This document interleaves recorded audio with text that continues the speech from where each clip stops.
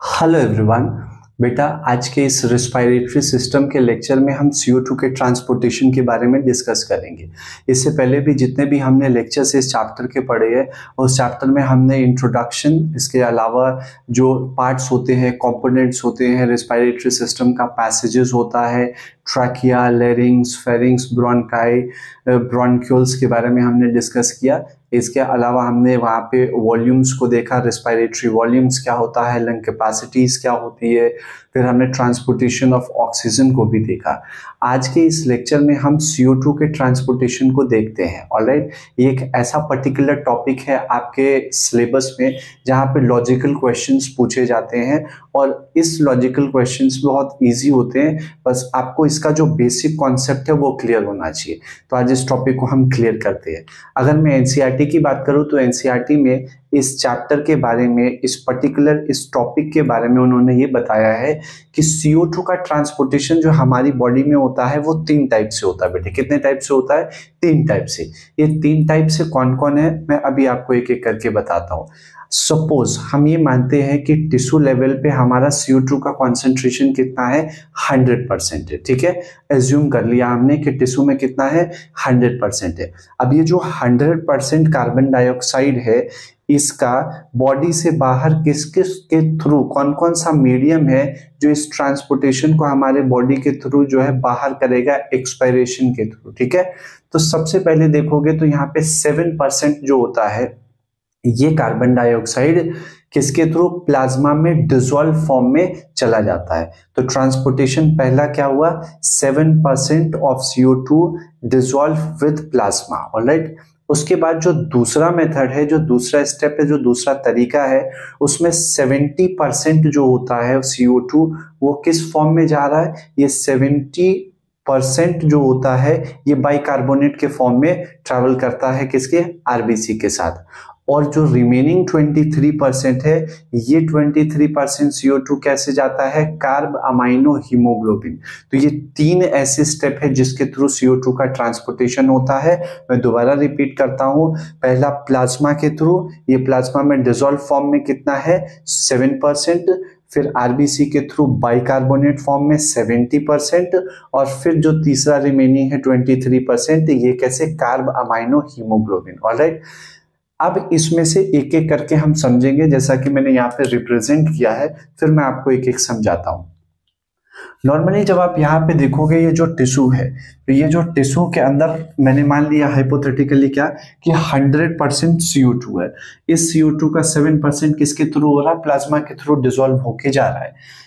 जो मेजॉरिटी है, जो 70% है कार्बन डाइऑक्साइड, ये क्या होगा, ये सिंपल डिफ्यूजन के थ्रू RBC के मेम्ब्रेन के अंदर से क्रॉस करते हुए RBC के अंदर चली जाएगी। 70%, मैं रिपीट कर रहा हूँ, ये जो 70% है ये टिश्यू से यहाँ पे RBC के अंदर क्या है, डिफ्यूजन के प्रोसेस से 70% मेजॉरिटी फॉर्म जो है वो यहाँ पे पहुंच गया। अब ये यहाँ पे किसके साथ रिएक्ट करेगा, वाटर के साथ रिएक्ट करेगा। फिर आपके मन में क्वेश्चन आएगा कि सर, जब ये वाटर के साथ CO2 यहाँ पे रिएक्ट कर रहा है, तो फिर ये टिश्यू में ही वाटर में क्यों नहीं रिएक्ट कर जाता है? तो इसका बहुत सिंपल सा आंसर है, हमारे टिश्यू के अंदर, हमारे टिश्यू लेवल पे कार्बोनिक एनहाइड्रेज एंजाइम जो होता है वो एब्सेंट होता है। ये कार्बोनिक एनहाइड्रेज एंजाइम जो होता है ये RBC में होता है, इसीलिए पहले CO2 RBC में आती है, फिर ये वाटर के साथ रिएक्ट करती है। ठीक है, अब ये जो वाटर के साथ रिएक्ट करेगी तो जो एंजाइम मैंने अभी आपको बताया क्या है, कार्बोनिक एनहाइड्रेज। ये कार्बोनिक एनहाइड्रेज एंजाइम की प्रेजेंस में जब रिएक्ट करेगी तो क्या बना देगा, ये H+ और HCO3-, मतलब ये बाइकार्बोनेट बना देगी। ठीक है, अच्छा, एक नॉर्मल इक्वेशन है, वैसे भी आप समझ सकते हो। देखो यहाँ पे H2 है, ठीक है, तो यहाँ पे जब ये यहाँ पे कार्बोनिक एनहाइड्रेट के साथ रिएक्ट करेगा, एक H+ आयन का है, दूसरा जो है ये H यहाँ पे है, और CO2 ये और ये, तो H3CO- हो गया। ये नॉर्मल केमिस्ट्री का सिंपल इक्वेशन है, राइट। अब ये जो यहाँ पे हो गया, तो आपने देखा यहाँ पे ये H+ क्या हो गया है, यहाँ पे H+ आ रहा है। ज्यादा अगर H+ हमारे RBC के अंदर होगा तो एसिडिक नेचर बढ़ता रहेगा, और ये H+ हमारे लिए अच्छी बात नहीं है। अगर ज्यादा हो गया तो प्रॉब्लम है, इवन ज्यादा H+ कॉन्सेंट्रेशन से डेथ भी हो सकती है। तो ये जो H+ है, इस H+ को मेंटेन करने के लिए हमारे ब्लड के अंदर, हमारे आरबीसी के अंदर पोटेशियम आयन होता है और ये ऑक्सी हीमोग्लोबिन के साथ क्या होता है बेटे, ये ऑलरेडी कंबाइंड रहता है। तो देखो मैंने यहाँ पे जो सेकंड स्टेप में क्या लिखा है, पोटेशियम ऑक्सी हीमोग्लोबिन के साथ क्या है, अटैच है। अच्छा, ये जो रिएक्शन है ये रिवर्सिबल होता है। तो पोटेशियम ऑक्सी हीमोग्लोबिन ये जो है ये क्या करेगा, जब ये डिसोसिएट करेगा तो यहाँ पे पोटेशियम अलग हो जाएगा, हीमोग्लोबिन और ऑक्सीजन ये अलग अलग हो गए। ठीक है, अब आपको पता है ये KHB जो है, तो ये जो K+ है ये H+ इस K+ को रिप्लेस कर देता है। आपने केमिकल बॉन्डिंग के अंदर केमिस्ट्री में पढ़ा होगा कि कौन से एलिमेंट किसको रिप्लेस कर सकते। तो यहाँ पे ये जो H+ आयन है ये H+ K+ को क्या कर देगा, रिप्लेस कर देगा। तो जैसे ही ये H+ K+ को रिप्लेस करेगा तो ये क्या हो जाएगा, K अलग हो जाएगा। ये वाला जो सेकंड स्टेप का जो आपको यहाँ पे रिएक्शन दिख रहा है जो कि आरबीसी के अंदर चल रहा है, ये क्यों चल रहा है, क्योंकि ये बफर को मेंटेन करता है। बफर को मेंटेन करने का मतलब ये होता है कि बफर सॉल्यूशन क्या है, या बफर मेंटेन करने का ये मतलब है कि जो यहाँ पे H+ का कॉन्सेंट्रेशन है, इस H+ के कॉन्सेंट्रेशन को क्या करना है, हमें मेंटेन करके रखना है, हमें उसको लोअर कॉन्सेंट्रेशन में रखना है। क्योंकि अगर हमने इसको लोअर कॉन्सेंट्रेशन में नहीं रखा तो हायर कॉन्सेंट्रेशन आरबीसी के साथ अगर होगा तो मैंने अभी आपको बताया ये हमारे लिए प्रॉब्लम कॉज कर सकता है। ठीक है, ये हार्मफुल हो सकता है। तो ये बफर मेंटेन करने के लिए ये रिएक्शन है। Alright, okay.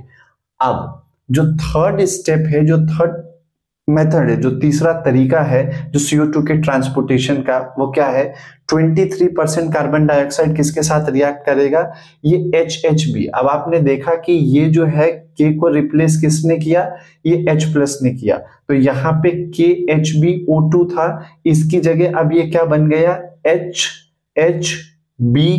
यहाँ पे ये देखो, ये H ने क्या किया, इस K को रिप्लेस किया। जब इसको रिप्लेस करेगा तो यहाँ पे पहले KHbO2 था, ये O2 अलग है, अब इस K को H ने रिप्लेस किया तो HHB हो गया। तो ये 23% ऑफ कार्बन डाइऑक्साइड जो आपको यहाँ पे दिख रहा है ये HHB के साथ रिएक्ट करेगा। ठीक है, और जब HHB के साथ रिएक्ट करेगा तो ये क्या बना देगा, कार्ब अमाइनो हीमोग्लोबिन। ठीक है, क्या बना देगा, कार्ब अमाइनो हीमोग्लोबिन। ये स्टेप भी रिवर्सिबल होता है। जो मैंने यहाँ पे इक्वेशन लिखा है, जो ये क्या है, ये कार्ब अमाइनो हीमोग्लोबिन है। कैसे, आप देखो ये HHB यहाँ पे है और ये प्रोटीन, जो आरबीसी की प्रोटीन होती है, आपको पता है कि जो आरबीसी का, जब हम हीमोग्लोबिन का स्ट्रक्चर देखते हैं तो उसमें 2 अल्फा और 2 बीटा एडेल्ट के हीमोग्लोबिन के स्ट्रक्चर में होता है और उसमें 2 टर्मिनस होते हैं, एक अमाइनो ग्रुप होता है, एक कार्बोक्सिलिक ग्रुप होता है। तो एक NH2 ग्रुप होता है और एक COOH होता है। यहाँ पे ये जो COOH है वो कार्बोक्सिलिक ग्रुप का नहीं है।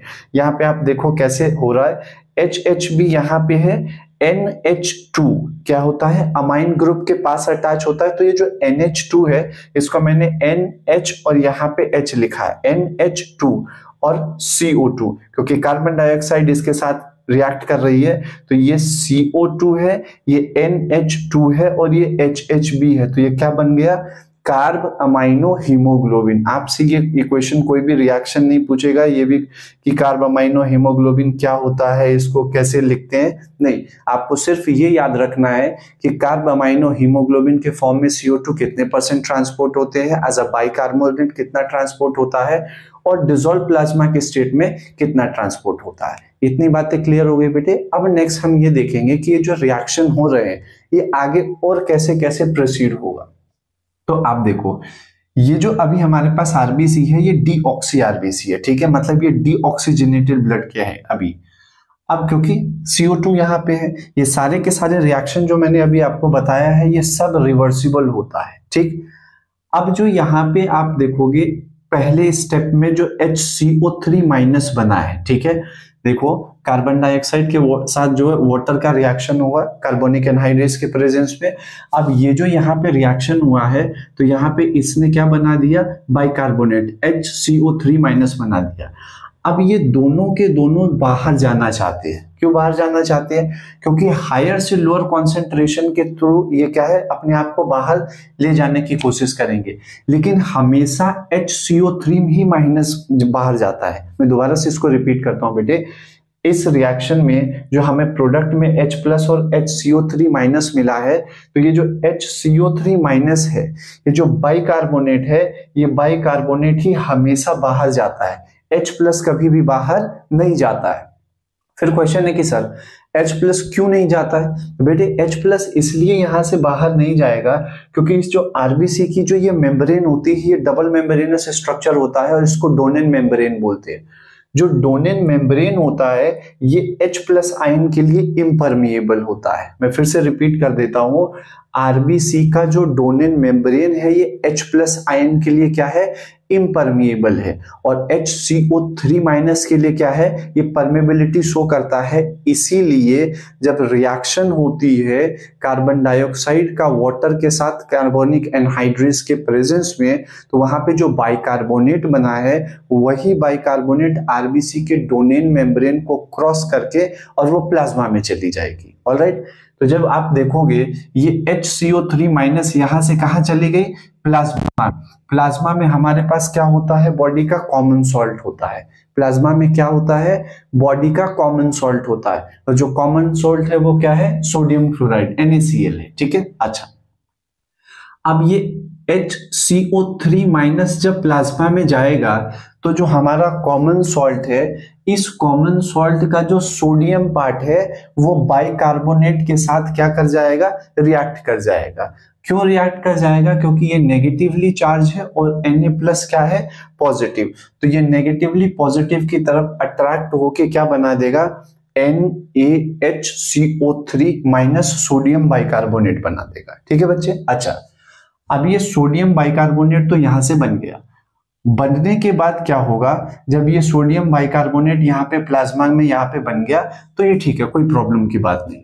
अब आप यहाँ पे देखो, ये जो पोटाशियम है, ठीक है, ये K प्लस है, ये पोटाशियम यहाँ पे अभी क्या है, ये बढ़ रहा है। तो जब ये पोटाशियम आयन यहाँ पे बढ़ रहा है तो इसको बैलेंस करने के लिए, ठीक है, बैलेंस करने के लिए हमारे पास इधर प्लाज्मा में क्या है, Cl माइनस है, क्योंकि Na इसके साथ रिएक्ट कर गया तो फिर हमारे पास क्या बन गया, सोडियम बाइकार्बोनेट।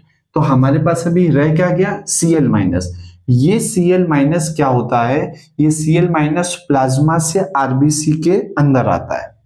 Cl माइनस कहां पे आ रहा है, प्लाज्मा से यहाँ पे कहां पे आएगा, ये आरबीसी के अंदर। और बेटे जब ये प्लाज्मा से आरबीसी के अंदर आता है, इसको बोलते हैं क्लोराइड शिफ्ट। क्या बोलते हैं, क्लोराइड शिफ्ट। आप इसको क्लोराइड शिफ्ट बोल सकते हो, इनफ्लक्स ऑफ क्लोराइड आयन बोल सकते हो। और इस फिनोमिनन को सबसे पहली बार एक साइंटिस्ट थे जिसका नाम था हैम्बर्गर, तो इसलिए इसको क्या बोलते हैं, हैम्बर्गर फिनोमिना या हैम्बर्गर शिफ्ट। ऑलराइट, अब ये जो Cl माइनस आया है ये पोटेशियम के साथ यहाँ पे क्या करेगा, रिएक्ट करके KCl बना देगा। ठीक है, अच्छा, इतनी बात तो ये आरबीसी में हुई है। तो आरबीसी के अंदर ये रिएक्शन होने के बाद प्लाज्मा, और प्लाज्मा से फाइनली हम कहाँ, ये ब्लड के थ्रू कहाँ पे जा रहा है, जहां पे हमारा प्राइमरी एरिना है एक्सचेंज ऑफ गैसेस का। और आपको पता है primary arena exchange of gases का क्या होता है, अल्वियोलाई होता है। अब जरा आप एक कॉमन कॉन्सेप्ट लगाओ, ये क्या बेटे, ये टिश्यू है, ठीक है। अब टिश्यू से चीजें कहाँ पे एक्सचेंज ऑफ गैसेस कहाँ पे हो रही है, ब्लड में हो रही है। ब्लड में क्या, आरबीसी। ये रिएक्शन आरबीसी के अंदर हुआ। अब ये जो रिएक्शन होके गया है तो ये ब्लड के थ्रू कहाँ पे आ गया, अल्वियोलाई पे। ठीक है, अभी ये जो अल्वियोलाई पे यहाँ पे आया हुआ है, इस अल्वियोलाई पे एक्सचेंज ऑफ गैसेस होगा। ठीक है, नॉर्मली आपको पता है कि अल्वियोलाई की जो कंडीशन है, अल्वियोलाई का जो एनवायरनमेंट है वो फेवरेबल होता है, ऑक्सी हीमोग्लोबिन फॉर्म करता है। क्यों, क्योंकि आपको पता है अल्वियोलाई में PO2 का कॉन्सेंट्रेशन ज्यादा होता है और PCO2 का कॉन्सेंट्रेशन क्या है, कम है। क्योंकि हमने यहाँ पे जितनी भी रिएक्शंस पढ़ी है, ये रिएक्शन जो था इसको हम बोलते हैं लोडिंग ऑफ कार्बन डाइऑक्साइड। क्या बोलते हैं? Loading of carbon dioxide. क्योंकि टिश्यू से आरबीसी के ऊपर CO2 जो है ये क्या हुआ? लोड हुआ है। अब ये जाके कहाँ पे रिलीज होगा? एल्वियोलाई में। तो ये जो रिएक्शन टिश्यू से लेके हम एल्वियोलाई तक पढ़ रहे हैं, इसको क्या बोलते हैं? Loading of carbon dioxide. अब जब यहाँ पे ये आया तो क्योंकि आपको पता है कि यहाँ पे एल्वियोलाई में जो हीमोग्लोबिन है इसको हम ऑक्सी हीमोग्लोबिन बोलते हैं। और ये जो ऑक्सी हीमोग्लोबिन है ये कैसा होता है बेटा? ये एसिडिक नेचर का होता है। ये ऑक्सी हीमोग्लोबिन क्या है? ये एसिडिक नेचर का है, स्लाइटली एसिडिक होता है, ज्यादा एसिडिक नहीं है, स्लाइटली एसिडिक। क्योंकि ये जो एसिडिक नेचर का है यहाँ पे ऑक्सी हीमोग्लोबिन, तो एक साइंटिस्ट थे जिनका नाम था हेल्डन।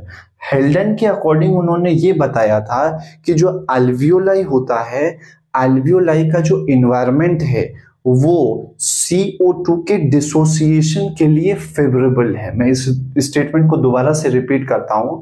According to Haldane, the environment which is present in the alveoli is favourable for dissociation of carbon dioxide. तो अब आप देखो टिश्यू लेवल पे आरबीसी के साथ यहाँ पे क्या है? एसोसिएशन हुआ। अब ये एसोसिएशन के बाद यहाँ पे एल्वियोलाई के पास आया, यहाँ पे PO2 का कॉन्सेंट्रेशन ज्यादा है, ऑक्सी हीमोग्लोबिन है जो कि स्लाइटली एसिडिक नेचर का होता है। और इस स्लाइटली एसिडिक नेचर की वजह से यहाँ पे वो इन्वायरमेंट क्रिएट हो रहा है जहां पे हम CO2 को डिसोसिएट कर सकते हैं। किसके साथ? आरबीसी से। ठीक है, तो यहां पे डिसोसिएशन होता है।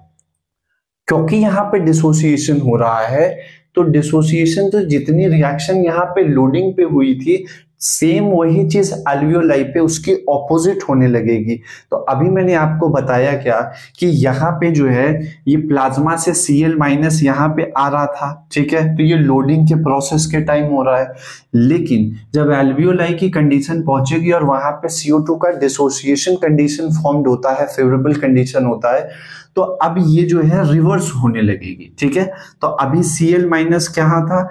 प्लाज्मा से आरबीसी में आया। तो जब एल्वियोलाई के पास ये सारी चीजें पहुंचेगी तो फिर आरबीसी से Cl- निकल के फिर प्लाज्मा में चली जाएगी। और जो प्लाज्मा में ये HCO3- गई थी, ये दोबारा प्लाज्मा से कहां पे चली आएगी? आरबीसी में। तो ये जो इधर से इधर गई है, ठीक है, तो इसकी वजह से क्लोराइड शिफ्ट होता है। और जब एल्वियोलाई के पास चीजें डिसोसिएट होती है CO2 का, तो ये रिएक्शन जो है रिवर्स हो जाता है। इसलिए HCO3- दोबारा आरबीसी में चली आएगी और Cl- दोबारा कहां पे चला जाएगा? प्लाज्मा के पास। और ये रिएक्शन जो है कंटिन्यूअसली चलता है। तो यहाँ पे जब Cl- दोबारा आरबीसी से निकल के कहाँ पे? प्लाज्मा में आएगी, इसको रिवर्स ऑफ क्लोराइड शिफ्ट बोलते हैं। या आप रिवर्स ऑफ क्लोराइड शिफ्ट बोल सकते हो, या इफ्लक्स ऑफ क्लोराइड आयन बोल सकते हो, या इसको फिर हम हेल्डन इफेक्ट बोलते हैं। ठीक है, तो ये जो मैंने आपको समझाया ये पूरा का पूरा ट्रांसपोर्टेशन ऑफ CO2 है। ठीक है, ये जो CO2 का ट्रांसपोर्टेशन है बेटे, ये तो पूरा थ्योरेटिकल पार्ट जो मैंने आपको मैकेनिज्म समझा दिया। क्योंकि आपका नीट का जो एग्जाम होता है ये सब्जेक्टिव नहीं ऑब्जेक्टिव होता है, तो इनको समझने के बाद आपसे क्वेश्चन जो पूछे जाते हैं किस टाइप के, अभी हम उसको डिस्कस करेंगे। ठीक है, पहले आप इसको पूरी तरीके से ड्रॉ कर लो, और ड्रॉ करने के बाद मैं आपसे यहाँ पे जो इस पर्टिकुलर टॉपिक से जो कॉन्सेप्चुअल क्वेश्चन पूछे जाते हैं मैं उसको अभी बताऊंगा, और इसके अलावा इसको मैं पूरी तरीके से पहले एक बार रिवाइज करवा देता हूं। ठीक है, फिर आप इसको नोट डाउन कर लेना। देखो, CO2 का ट्रांसपोर्टेशन कितने टाइप से? 3 टाइप से है। 7% कितना? डिसॉल्व प्लाज्मा के फॉर्म में, 70% as a bicarbonate, 23% as a carbamino haemoglobin. जो डिसॉल्व फॉर्म है वो तो डायरेक्टली डिसॉल्व हो जाता है प्लाज्मा के साथ और चला जाता है। जो 70% मेजॉरिटी पार्ट है जो बाइकार्बोनेट के फॉर्म में ट्रांसपोर्ट हो रहा है, वो कैसे ट्रांसपोर्ट हो रहा है? CO2 आरबीसी के डोनेन मेम्ब्रेन को क्रॉस करते हुए सिंपल डिफ्यूजन की प्रोसेस से आरबीसी के अंदर आएगी। उस आरबीसी में जब अंदर पहुंच जाएगी तो ये वाटर के साथ रिएक्ट करेगी in the presence of carbonic anhydrase, जो कि फास्टेस्ट एंजाइम होता है, और ये बना देगी क्या? H+ और HCO3- बाइकार्बोनेट। इस H+ को मेंटेन करने के लिए आरबीसी के अंदर बफर चलता है और बफर के रिएक्शन में जो होता है वहां पे पोटेशियम आयन ऑक्सी हीमोग्लोबिन के साथ रिएक्ट करता है और ये रिवर्सिबल प्रोसेस होता है। जब ये ऑक्सी हीमोग्लोबिन पोटेशियम के साथ होता है और रिएक्ट करता है तो K अलग हो जाता है, हीमोग्लोबिन अलग और ऑक्सीजन अलग हो जाएगा। ठीक है, आपको पता है ये पोटेशियम को रिप्लेस कौन कर देता है? H+। ये H+ जो रिप्लेस कर रहा है तो वहां पे KHB की जगह अब HHB बन गया और 23% ऑफ CO2 इसी HHB के साथ रिएक्ट करके क्या करता है? कार्बामाइनो हीमोग्लोबिन बना लेता है। अच्छा, इसके अलावा जो हमारे पास बाइकार्बोनेट बना था, ये बाइकार्बोनेट डोनेट मेम्ब्रेन को क्रॉस करके प्लाज्मा में चला जाएगा और वहां पे सोडियम बाइकार्बोनेट बनाएगी। जबकि यहाँ पे जो माइनस गया है HCO3-, इसके जगह पे कौन आ जाएगा बैलेंस करने के लिए? Chloride ion. ठीक है, तो ये तो पूरी की पूरी ट्रांसपोर्टेशन हो गई। अब आप इसको एक बार बनाओ, फिर मैं आपसे कुछ क्वेश्चंस डिस्कस करता हूं। ठीक है बेटे, इसको बनाओ पहले आप।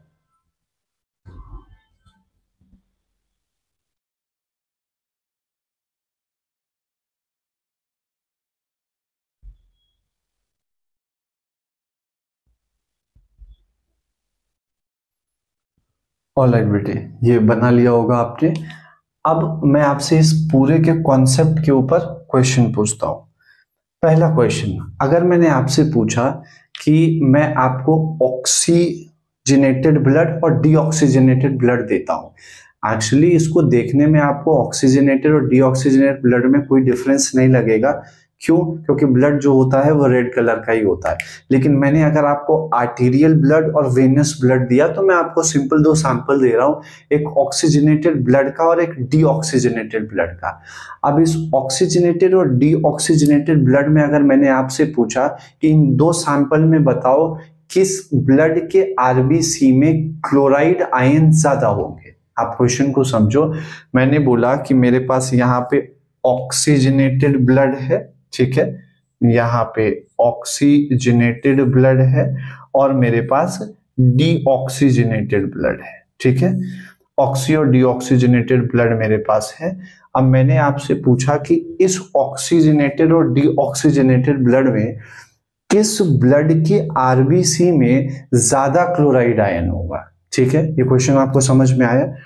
अब नॉर्मली होता क्या है कि अगर आप क्लोराइड आयन ज्यादा देखोगे तो बिट ऑब्वियस ये जो हम पूरा रिएक्शन पढ़ रहे हैं यहाँ पे, आप देखो इस रिएक्शन में यहाँ पे ये जो हम पढ़ रहे हैं ये डीऑक्सी आरबीसी है।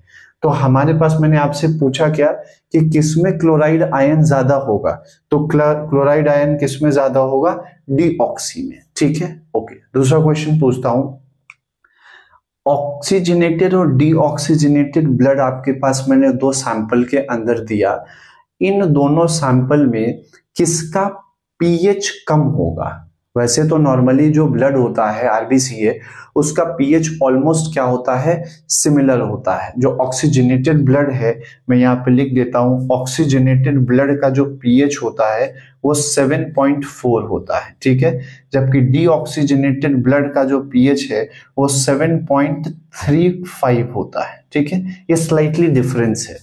लेकिन अब आपसे ये पूछा गया कि ऑक्सीजनेटेड और डीऑक्सीजनेटेड ब्लड है आपके पास, इसमें से पीएच कम किसका होगा? तो यहाँ पे भी आंसर क्या हो जाएगा? Deoxygenated blood. ऑलराइट, ठीक है। एक थर्ड क्वेश्चन मैं आपसे यहाँ पे पूछता हूँ। इस टाइप के जो क्वेश्चंस मैं पूछ रहा हूँ एक्चुअली क्वेश्चन फ्रेम ऐसे ही होता है, ये तो पूरा थ्योरेटिकल है। इस थ्योरी के बेसिस पे जो क्वेश्चन आते हैं, थर्ड क्वेश्चन में पूछता हूँ कि ये जो क्लोराइड शिफ्ट हो रहा है, ठीक है, ये किसके रिस्पॉन्स में हो रहा है? ये जो क्लोराइड शिफ्ट हो रहा है ये किसके रिस्पॉन्स में हो रहा है? मैं लिखता हूं यहाँ पे, chloride shift occurs in response to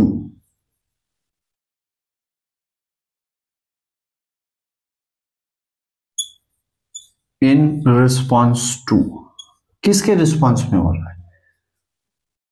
बहुत सारे बच्चे इस क्वेश्चन का आंसर बोलते सर पोटेशियम। नहीं, क्लोराइड का जो शिफ्ट हो रहा है ये किसके रिस्पॉन्स में होता है? ये होता है सोडियम की, एक नॉर्मल सी चीज सोडियम के रिस्पॉन्स में। आप बोलोगे कि सर कैसे? नॉर्मली ये सोडियम क्लोराइड जो है ये स्टेबल सॉल्ट है। अब इस सोडियम क्लोराइड में जब सोडियम आयन ही यहां से HCO3 माइनस के साथ चला गया तो ये Cl माइनस हो गया, और Cl माइनस हो गया तो ये अपने आप को स्टेबल करने के लिए यहाँ पे पोटेशियम के पास आया हुआ है। तो अगर आपसे इस टाइम अगर कोई क्वेश्चन पूछे कि chloride shift occurs in response to, तो नॉर्मली इसका जो मोस्ट अप्रोप्रिएट आंसर होगा वो किसके लिए होगा? HCO3 माइनस के रिस्पॉन्स में। फिर आप बोलोगे कि सर कैसे?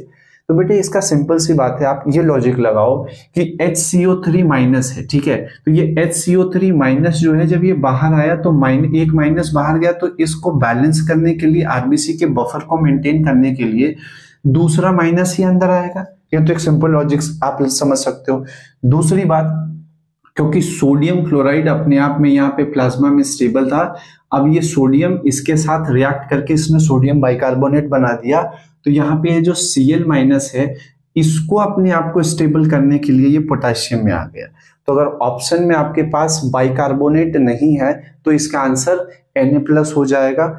ऑप्शन में Na+ भी है, HCO3 माइनस भी है, तो मोस्ट अप्रोप्रिएट कौन सा होगा इन रिस्पॉन्स टू? मैं यहाँ पे लिख देता हूं, इसका आंसर होगा HCO3 माइनस के रिस्पॉन्स में। ठीक है बेटे, ओके। अच्छा, एक और क्वेश्चन, अगर मैं आपसे ये पूछूं, ठीक है, कि ये पूरा का पूरा जो CO2 का ट्रांसपोर्टेशन हो रहा है, इस CO2 के ट्रांसपोर्टेशन में अगर यहाँ पे ये एंजाइम कम हो जाए या इसका रेट ऑफ रिएक्शन स्लो हो जाए तो क्या प्रॉब्लम हो सकती है? तो अगर यहाँ पे ये जो कार्बोनिक एनहाइड्रेज है इसका अगर अमाउंट यहाँ पे इसकी रिएक्टिविटी कम हो जाए नॉर्मली, तो क्या होगा? ये CO2 के ट्रांसपोर्टेशन में क्या आ जाएगी? प्रॉब्लम आ जाएगी। और मेजोरिटी पार्ट जो 70% ट्रांसपोर्टेशन हो रहा है वो एज अ बाइकार्बोनेट हो रहा है, और अगर ऐसा हुआ तो बॉडी के अंदर हाइपोक्सिया की कंडीशन जनरेट होने लग सकती है। फिर बोले सर हाइपोक्सिया क्या होता है? बेटे हाइपोक्सिया जब हमारी बॉडी में लो अमाउंट होता है या ऑक्सीजन की कमी होने लगती है। हाइपोक्सिया एक ऐसा मेडिकल कंडीशन है जिसमें बॉडी में ऑक्सीजन की कमी होने लगती है। अब हाइपोक्सिया 3 तरीके से हो सकता है, या हाइपोक्सिया होने के 3 रीजंस होते हैं। पहला, या तो एटमॉस्फेयर के अंदर क्या है? एटमॉस्फेयर के अंदर CO2 का कॉन्सेंट्रेशन ज्यादा है। दूसरा, हमारी बॉडी के अंदर O2 का कॉन्सेंट्रेशन कम हो गया। तीसरा, जिस एनवायरनमेंट में हम रह रहे हैं वहां पे O2 का लेवल कम है। तो ये जो 3 है, इस वजह से इनमें से किसी की वजह से हाइपोक्सिया हो सकता है। पहला, या तो एटमॉस्फेयर में CO2 का कॉन्सेंट्रेशन अमाउंट ज्यादा हो, हमारे बॉडी के अंदर CO2 का अमाउंट ज्यादा हो, या हमारी बॉडी के अंदर O2 का अमाउंट कम हो। और मेन जो है, ये हमारी बॉडी में अगर O2 का अमाउंट कम है तो क्यों कम है? क्योंकि जिस एटमॉस्फेयर, जिस कंडीशन में हम रह रहे हैं, तो वो पर्टिकुलर एरिया जहाँ पे O2 का कॉन्सेंट्रेशन कम है उस जगह पे आपको नॉर्मली ये सारी चीजें दिख सकती है। और अगर कोई बैकग्राउंड पैथोलॉजिकल कंडीशन नहीं है, बॉडी में कोई ऐसी डिजीज नहीं है, तो ऐसी चीजें आपको हायर एल्टीट्यूड सिकनेस में दिखती है जहां पे ऑक्सीजन का अमाउंट कम होता है और हमारी बॉडी जो है हायर एल्टीट्यूड पे जाती है तो उसको अडेप्ट करने के लिए प्रॉब्लम होता है। वहां पे ये हाइपोक्सिया की चीजें नॉर्मली देखने को मिलता है। और अगर हमारी बॉडी में आरबीसी भी कम है और हम हायर एल्टीट्यूड पे हैं जहां पे ऑक्सीजन का अमाउंट भी कम है, वहां पे आपको हाइपोक्सिया देखने को मिल सकता है। तो जितने भी मैंने बेटे आपसे ये क्वेश्चंस डिस्कस किए हैं इस ट्रांसपोर्ट ऑफ CO2, ये मोर देन सफिशिएंट है, आपके नीट के सारे क्वेश्चन सॉल्व हो जाएंगे। इन केस आपको अगर कोई भी डाउट होता है तो आप कमेंट बॉक्स में पूछ सकते हो। Alright, thank you so much.